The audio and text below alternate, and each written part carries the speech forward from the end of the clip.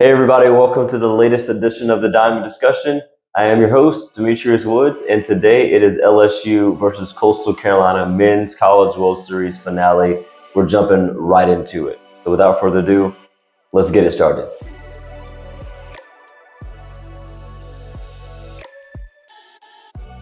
All right, guys, episode number 55 is here, and it is all about this Men's College World Series, as I mentioned. A big shout out to some of those teams, man, that made a run in Omaha, specifically Louisville. They were right there on the cusp.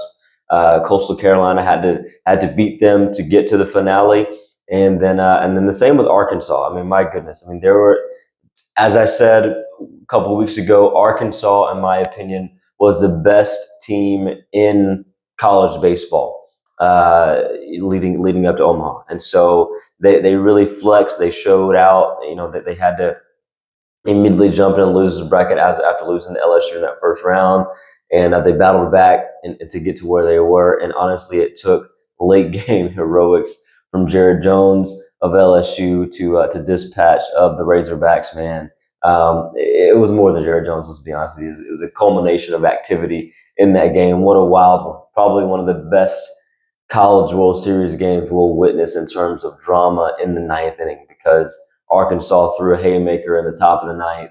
LSU, man, with obviously the help of some lackluster or just awkward decision making, if you will, on the part of Arkansas's defense to help LSU get into the final. So again, Arkansas, Louisville, two teams that I just wanted to shout out specifically. Obviously, Murray State, UCLA, others. I mean, everybody that got to Omaha deserved to be there, obviously, because they went through the road and they started their path back in August, right? Most of these teams started their path in August or September of last year, and it's a long season, man. Baseball season, a long season. For you to make it to Omaha and to have a run at a national championship, it means you belong. So shout out to all 8 programs. But let's dial it in on the final two men standing, if you will, right? Coastal Carolina, the Chants of Conway, South Carolina, and then the great Fighting Tigers of LSU. It is no surprise or no secret, if you will, that I am a huge LSU fan, and so I will share my information with you. Genuinely in an unbiased format today, because although I will probably wrap it up just as a fan of the LSU Tigers and just all things that have come about since the last 2 days, 3 days since the LSU Tigers clinched their 8th national title. I am pumped as a fan, but as a podcaster and a low key journalist here, I'm pumped about the content I have for you today, because I'm going to break down just my thoughts on the finale of this World Series. I think that there were some uh, clear and key differences in some specific areas, and I want to kind of start with the obvious. I think I don't.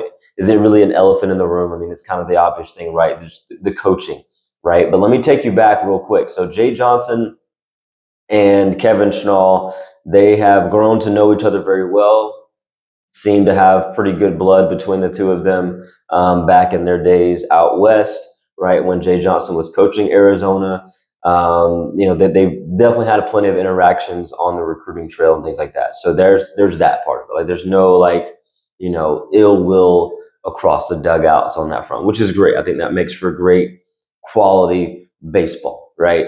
However, I will say that in terms of the way that these coaches handled moments in this series finale, man, I just feel like there was a stark difference. And you look at the opportunity that Jay Johnson had of LSU to get up in arms in Game One, specifically about this rule, man, that it's going to be addressed. There's no doubt about that part. It has to be addressed. It's going to be addressed. It will be addressed by the NCAA. But there's this rule that was blown up a little bit more this World Series than in past years, regarding whether or not a player is intentionally trying to lean into a pitch to be hit.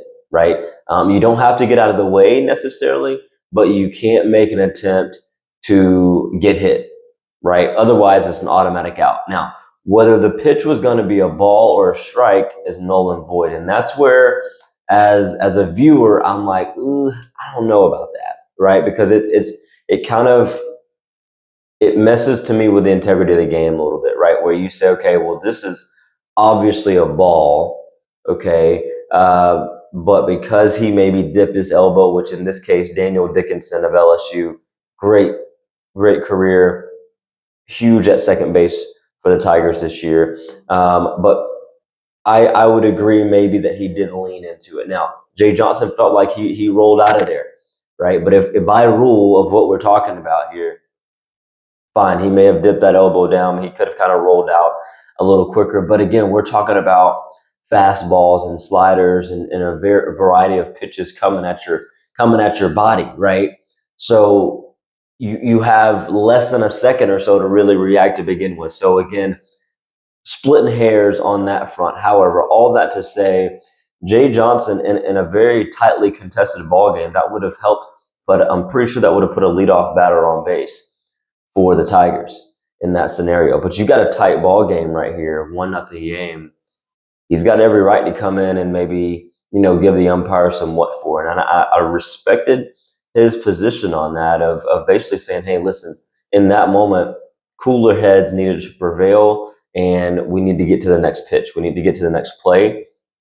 And my guys, they need to know that we're moving on, right? And I appreciate that as a coach, right? As somebody who has coached for a number of years now, I've been a player and I'm back again as a player playing in men's adult baseball, right? Like I think that you have to pick your spots. And I thought that was beautifully done on the part of Jay Johnson in that moment of saying, hey, listen, that's not our fight right now.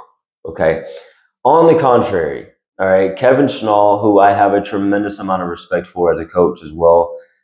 Let's be real. The dude, he's taken on a program that has a storied history, right?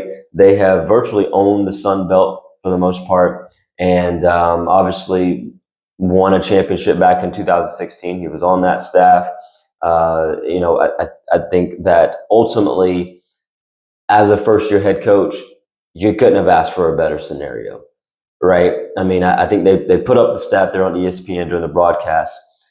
He was the sixth head coach, a first year head coach rather, to lead his team to this setting. Now the previous five lost.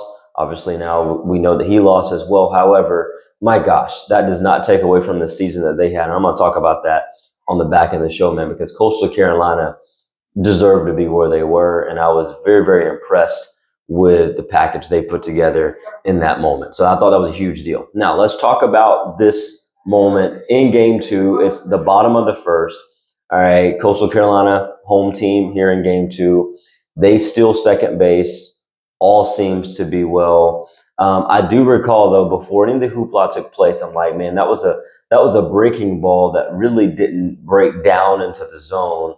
However, throughout the entire World Series, I felt like the strike zones of these umpires have been a little bit high. I thought that they were high. I felt like it wasn't unfair because it was consistent across the board. I just felt like the letters, man, the liberty that was given across the letters were a bit more than I would have liked to see, especially when you've got guys, man, who are about to go into the majors and they're pumping, you got Chase Shores of LSU pumping it at 101 and 102, right? And then you've got other guys, man, they can break it off, they can throw a slider in there at 88, 85. What do you do with that? Right? When you have to deal with high cheese, at 100 up here across the letters, and then a guy's breaking it off, maybe down even below the knees at times. You got a guy like, Cade Bodine, right, for Coastal Carolina, the catcher there, man. I mean, he's stealing pitches all the time, right? I mean, he's things that are low in the zone, and he's working them up, man. I mean, you need to go if you're a fan of baseball and you're a fan of catchers and the art that it takes to be back there behind the plate. You need to go see just the little mini tutorial he gave on how he works his glove action, because I think it's beautifully done. And I believe this guy is going to go into the draft and make some noise. And I don't know that he'll be able to start right away, obviously, in the pros, but dude, he's gonna be something special, I hope, and I'm rooting for him. But all that to say, I need to get to the point. My point is that Kevin Schnall on this play here, okay, he comes out and he comes out of the dugout. We understand that, right? Now, I think that he had every right to be fired up, maybe about the pitch itself, okay. However, he comes out of the dugout, and if you didn't see the play, here's the scenario, all right? The first base coach was barking at the umpire, the home plate umpire. Home plate umpire immediately grants a warning. He's very specific about that. He points to the first base coach and then points into the direction of the first base dugout to share what the warning was for, right? The warning was for arguing balls and strikes. Pretty clear no-no. If you're in any level of baseball at any point, you know that is the no-no, right? And I told my wife, we're sitting there watching the game here in the house, and I'm like, I don't know what was said, but he probably said one of two things. Either it was a swear word that triggered the umpire, fair, or number two, he's arguing balls and strikes, which I figured it was the latter, given the strike zone that we've seen throughout Omaha, right? So balls and strikes, clear no, fine. He issues the warning. Boom, we're good to go, right? Kevin Schnall begins to make his way out of the dugout as Alex Campos, the home plate umpire, is writing his notes down of notating the warning, right? Kevin Schnall's continuing to move out of the dugout. Okay, Campos is like, please stay there. Continues writing, looks up again. Schnall is still making his way out, barking whatever he's barking out. At that point, he begins to give two more little usherings or shooings, if you will, to please stay where you are. And then boom, right, Schnall hits him with the, well, you've missed three, right? And that's the part where you're like, all right, as an umpire, you got to go. All right, and so if you want to know my opinion on this, it was warranted, right? It was warranted because, and as I mentioned last week, like I've gotten the opportunity to coach, play, and officiate, throughout different sports, right? I've been a baseball umpire, I've refereed basketball for a number of years now, and whatever, right? And so as an umpire and understanding that dynamic, regardless of the stage, and I know that there's a lot of people, including myself, right out of the gates who are like, I think that was too soon, right? But when you look at it and you see the interaction that took place and you see the number of warnings that were provided, truly given quite a bit of leeway, right? So he did. I don't think that the home plate umpire really went by the rule book, because by the rule book, Kevin Schnall should have been ejected immediately, right? I think he did give leeway, and because he gave that leeway, yeah, the ejection was warranted right there, and that's a tough spot to be in, honestly, because you're like, yo, it's game 2 of the World Series, an ejection right here. Also, because I know that Alex Campos knew what this meant. If he ejects this head coach, then if there is a game 3, he's got to go. He's not going to be a part of that as well, right? I don't know that he thought through that right in that moment, but he knew the consequences of an ejection. But he also understood that I've given this guy 3 warnings. I just warned his first base umpire, which, again, as an official, assistant coaches don't talk to me, right? Like, you don't bark at me, if you will. Now, if you have a question, I know for me as a basketball official, I know people are different in different arenas, but for me as a basketball official, if we've got a timeout on the floor, the team's huddling up, and the assistant coach decides to like maybe make his way onto the floor to me or whatever, and he has a genuine question or a concern, and he comes out with respect, I'm going to talk to him, right? I'm not tripping about that at all, right? However, if we're mid-play, we're running up and down the floor, and I've got the head coach standing up, doing his thing, rightfully so, then I got a bench coach, an assistant coach barking at me from the bench, that's an ultimate no. And that's not just a Demetrius Woods thing, that's just across the board for officiating. Like, assistant coaches, that's just not your role, right? And because that's not your role, the warning was warranted on that front. And of course, he ended up ejecting the assistant coach after the fact because he ended up saying some more stuff to him. Boom, you got to go. That's easy. The assistant coach knew he was going to get ejected in that moment anyway. I don't even think he was really trying hard to be subtle about that whatsoever, because he just turned and went back to the dugout. He knew what was up, right? Assistant coach, whatever, got that, or first base coach rather. But it's Kevin Schnall that I'm shocked by, where I know that there's this mentality of getting the team riled up and getting everybody fired up and ready to go and on high juice, right? Just that testosterone building up on that front. But I just felt like in the bottom of the first, you gotta have some understanding of the moment. And I just thought that wasn't Kevin Schnall's best moment as a coach this year. That's just my humble opinion on that front. I would love to know what you guys think about that too, though, because again, I know there's varying opinions. Oh, it's too early, whatever. Well, here's the thing, man. It's too early for coach to act like that. That's my opinion. Right? And again, I'm a coach, right? But I'm also in an officiating role, and I understand that if you're trying to get your guys fired up and you're being intentional about that, that's a whole nother story. But it's very clear that Kevin Schnall has made it known that he wasn't trying to do that, right? He was genuinely teed off about, the balls and strikes. And I just feel like that was a tale of two coaches right there, where Jay Johnson had an opportunity to, blow up, and he did not. Kevin Schnall also had an opportunity to blow up, and he did. And the results were obviously totally different for the teams. Now, Coastal Carolina ended up coming in. They dropped a bomb, actually. Dean Mijos, man, he's in the 8-hole, I think, seven hole, I believe. And this dude freaking hits his third or fourth bomb of the year, right? I mean, come on. So Dean Mijos, Wells Sykes, I mean, they both, came through the bottom of the order when the top of the order really wasn't producing, came through for the team and put up a couple of home runs. Actually, their first 2 home runs of the whole whole World Series. So, again, there were good things to come. It was just I just felt like the guys were out of sorts, and you heard it from the acting head coach. I think he's the recruiting coordinator. I don't remember his name, for Coastal Carolina, but he was third base coach, recruiting coordinator, acting head coach, all in that one moment, right? But he gathered the guys up in the dugout and kind of had to regroup everybody. And I just felt like, because that was the reaction, it was like, okay, let's regroup, like let's dial it back in. It just didn't seem intentional, and because it wasn't intentional on the part of Kevin Schnall, I felt like it was out of bounds. So that's my opinion, man, on the ejection, on the whole coaching situation. I'm going to take a quick break, though, and we're going to jump into just some nuts and bolts of the game itself, because I felt like the pitching matchups through both games were the right ones to make by both teams, and also just offensively, kind of what unfolded on that front. So we're going to take a very quick break, guys, and we'll be right back.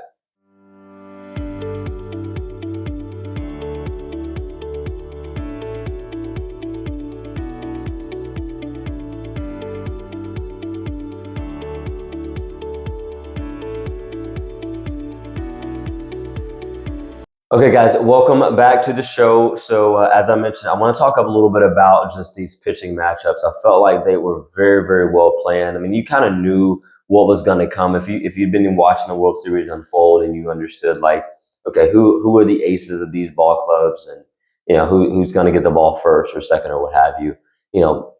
It was pretty obvious, right? And so I felt like it was good for Coastal Carolina.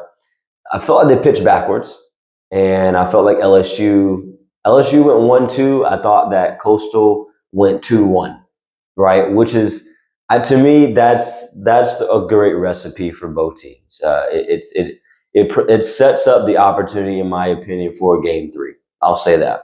And what I mean by that is, you had Anderson for LSU number 1, right? And when I say number 1, we're talking 1A, 1B for both of these, honestly. But Anderson toes the rubber for LSU, and then Fluky toes the rubber, which I think is Coastal's number 2 guy, but 1B really, right? That was a good matchup, and honestly, that was the matchup of the series, in my opinion. The way things unfolded, Fluky pitched a phenomenal game for Coastal Carolina. I mean, if you watch that game there, the bottom of the first, it seems to be some action going on both games. At the bottom of the first of game one there, LSU scores a run off of a single, right? And that was a lone run the entire game. So nothing else was scored, throughout the rest of the 8 innings of that ball game. Fluky freaking pitched a gem. And you're not going to be able to convince me otherwise on the part of Coastal Carolina. He threw great. He kept LSU's hitter off balance, and they just weren't seeing the ball well. I mean, Jared Jones, he wasn't seeing the ball well. Obviously, he got going in game 2 against Morrison, which we'll talk about in a second. But Fluky, man, he was on it. There was no fluke in Fluky at all. That was him. That's who he's been this year for that Chanticleers ball club, and I thought he was great. However, Cade Anderson was just simply better, man. I mean, I think the broadcast said it multiple times, bend but don't break. And that's what the LSU kind of defense and pitching staff did throughout this whole, time in Omaha, this 5-0 stretch that they went on. And, Anderson, man, complete game shutout. That's unbeatable, right? That's unbeatable. You don't do that. But here's the thing, man. He put guys on base. I think he had 5 walks in that game, which is the most he's had all year. And so he was not perfect in that sense of not allowing guys on base. But when they got on, they just weren't getting pushed over. And, that defense, man, they just stood up. And that was truly the difference in game 1. I mean, you saw a true pitcher's duel. And as a former pitcher, I guess current pitcher now in men's league stuff, but like you just love to see that kind of thing. Now, I know those of you who are like, no, I want to see offense. Well, fair enough. You didn't get that in game 1, right? You've gotten that multiple times throughout the NCAA tournament for sure. But you did not get that in game 1 in the finals. However, in game 2, the teams combined for 8 runs. So you got a little bit more offense, no doubt, in game 2. And you had, Morrison for Coastal Carolina and Ianson for LSU. And here's the thing, man, I just felt like it was very, very important. I'm so glad they mentioned on the broadcast, because if you haven't been following LSU this year, you really wouldn't know the importance of this. But it was so critical for LSU to get Ianson off to a good start early, right? He has struggled throughout the season of doing that. And they even mentioned it, man, second, third time through the lineup, he's better than he is the first time through the lineup. So that was a recipe, in my opinion, could have been a recipe for disaster for LSU, and a great recipe for Coastal Carolina, because here you are, Coastal Carolina, they score more runs than anybody early in the game, right? So you've got a team that is hot early, typically in games, and they're facing a pitcher who struggles early, right? And so that was like, ooh, how are these first 3 innings going to unfold on that point? And that's why, for me, man, as a fan of the game, obviously I'm an LSU fan specifically, but as a fan of the game, you watch it play out, and you're like, man, you just kind of it makes you wonder, like, if Kevin Schnall does not have that moment right there, and the focus is not redirected for Coastal Carolina, do they get to Ianson sooner, right? Because you gotta believe that there's a little bit of build up for LSU, a little bit of gain for LSU on that right there when that moment happened. And you got to believe that there's a little bit of just air out of the sails for Coastal Carolina, although they struck first, right? Here's the thing, though, man. Ianson, man, that breaking ball was just working. It was working, and he kept his off-speed stuff very consistent. He's able to throw it for a strike. He's able to throw it out of the zone for chase pitches. I mean, he just made the right decision 99% of the time. I think there were 2 pitches that you saw that he kind of left up. And as I mentioned before, Dean Mijos, Wells Sykes for Coastal Carolina, they made him pay with bombs. The wind was blowing heavy out in left field, so they got that thing up, and it went swirling and went going over the wall, right? Shout out to freshman Derek Curiel, man. Best efforts on both of those plays, trying to maybe steal a home run back and keep it in the ballpark. But all that to say, man, I felt like those matchups were great. Ianson was good early. Morrison, on the other side of things, though, for Coastal Carolina, he comes in with a 12-0 record, I believe, right? 12-0 record, undefeated. I think they've won his last 15 starts, okay? And so, I mean, he was unblemished throughout the year. Now, I know people are going to say, well, it was unblemished against the Sun Belt Conference or unblemished against some other potential mid-major type programs that maybe aren't SEC baseball. Fine, fair enough, whatever you want to say on that front. However, regardless, the guy is unblemished. Therefore, there's a certain level of confidence that comes with that, right? And there's a certain stature, and he had it, right? He already sick dude, 6'8", 200 something pounds, right? So I mean, to me, he was built for this moment. And obviously, if you give him the ball, 6, 7, 8 times out of 10, he probably gets it done, right? However, man, LSU hitters, man, they got to him. They got to him quick, and I felt like that was not what they needed to have happen. If they're going to be able to get to him fast, and Coastal isn't scoring early against a pitcher that is better later, then you're really behind the eight ball if you're Carolina on that front. And so that's kind of what you saw unfold in that moment. I mean, it was Morrison's shortest outing of the year. However, that Coastal Carolina bullpen, they came in and they kept the LSU Tigers at bay, right? And if this was a 12-inning ball game or a 15-inning ball game, if that was a real thing, if there was more time to be played, right, you felt like, Coastal Carolina would figure things out later on, maybe. However, I will say, my guy as a fan, all right, Chase Shores coming in for LSU, getting the final final 8 out. So yeah, final 2 2/3 done was phenomenal. It was a beautiful thing to watch. I know he didn't have a perfect outing before that, right, against Arkansas. Some things kind of blooped in, whatever, right? But he came in, man, and the broadcast was like, oh yeah, you're definitely going to see Kason Evans come in for LSU. There's no doubt about that. And Jay Johnson stuck with his guy, man. I love that. I love that for Chase, and I love that for a coaching staff that's showing confidence in a young man who just he's part of the program, and he can be a big part of the program, and he'll be a big statement, if you will, in the draft when his time comes next year. So anyway, all that to say, man, that's the pitching part of things. I loved it. I loved every moment of that, and I felt like it was a right decision on the part of both coaching staffs to go with the guys they went with early on. Offensively, though, so Coastal Carolina, they scored obviously no runs in game one. They were able to scratch across 3 runs in game 2 after going down big. Right, they went down.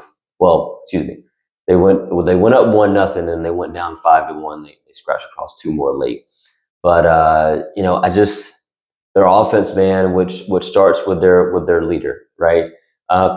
It was just to me, it was a weird 2 games for Bodine. I didn't see that coming because of the way he performed up until that point. And everybody has off days, right? It's not just one off day. Sometimes there's just a couple off days, and it's tough to kind of get going. And he really was not a part of the offense at all. There was another gentleman for Coastal Carolina that I expected to be in the thick of things, and it was Thorndike.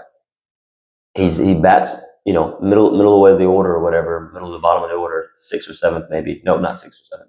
Maybe it's 5th or 6th, something like that. In the meat of the order, right? And all Omaha, right? He has been nailing stuff to right center field gap. Like he's been making people pay.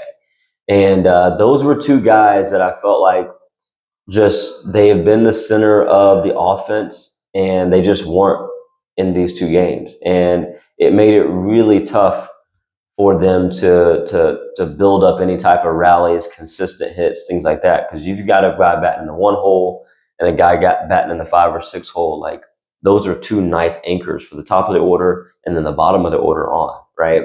And those anchors just weren't anchoring, right? Bodine, I mean, he may have gotten a couple of 1 or 2 base hits. I don't know, maybe not even. I think he got hit a couple of times in game 1, so he found a way on. That nobody gets hit more than Coastal Carolina this year, right? But I don't know, man. There's just, again, you face 2 first-round draft picks, no doubt. However, they have proven time and time again that's why they were in this position. 2 wins away from winning it all. They've proven that whoever they're facing, they're able to respond, and they just weren't able to in this case. Now, on the other side, LSU, obviously their offense was stagnant in game 1. Fluky kept them at bay. But they only needed one run to win that ball game, and there was that. But game two, as a fan again of LSU, it was really awesome to see them on it. I'm just being real, right? It was really awesome to see them make hard contact. That was what I wanted to see, right? You make hard contact, you find holes, you chip away. They weren't hitting the long ball, right? They were finding holes, singles. Braswell, man, got in on the action, moving runners over with a bunt, ended up getting a base hit late, cosmetic at that point. But again, just a lot of good things that happened in that game. I mean, Chris Stanfield, Derek Curiel, both coming up with big time multi RBI base hits. Like those are the types of innings that you have to be able to take advantage of. And the majority of LSU's runs during Omaha were scored with 2 outs, right? And that was just something Coastal could not do throughout the series. And if you notice, both ball clubs, man, they play a brand of baseball that does not include the long ball that much, right? And so because of that, when you have a high contact hitting team, relying on small ball, relying on base steals, relying on being able to chip away with singles, put the ball in play, make the defense make an error with pressure from your speed, things like that. When you're not able to make that solid contact, that's a game changer, right? LSU came into this thing, their pitching staff, all 8, 9, or 10 guys, if you will, combined for the most strikeouts in Division One this year. So you knew that, between Anderson and Ianson and Shores, there were going to be some Ks for Coastal Carolina. However, you definitely expected more contact than what you got because of the prowess of Coastal Carolina and the way that they play the game. But all that to say, man,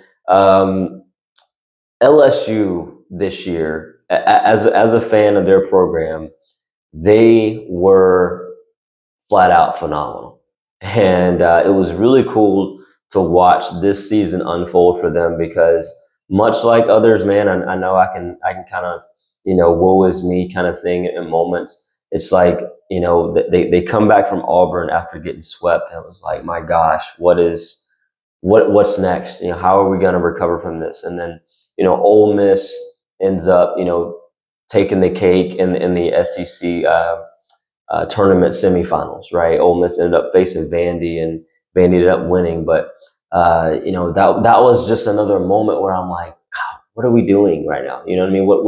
What's our plan? What's our strategy going into the NCAA tournament? And then Little Rock, Arkansas, big shout out to them. I gave them a shout out a couple of weeks ago on that show. But like Little Rock, man, they come in and into the Baton Rouge Regional, and they force a game 7, and so they're one game away from finding themselves in a super regional setting, and I'll say that LSU dominated against West Virginia on behind Stephen Milam. He was huge for them, and I'm so glad he's returning to LSU next year. But to get to Omaha was not easy for LSU, but man, they absolutely pieced together what they needed to, and they were able to. It wasn't even they got hot at the right time. I just felt like they remained consistent. They were steadfast throughout the year, and they even in the blemishes, if you will, they were not phased. And that was the cool thing about this program this year, is that they showed their character in moments of defeat, and they also showed their character in moments of victory. And I think that's important for any ball club at any level, is to be able to withstand a long, drawn out season where you have to find endurance mentally, physically, and do everything the right way to give yourself a shot to win. And it doesn't always pan out, right, where you become national champions, but you give yourself a dang good opportunity to do that if you're doing things the right way along the way.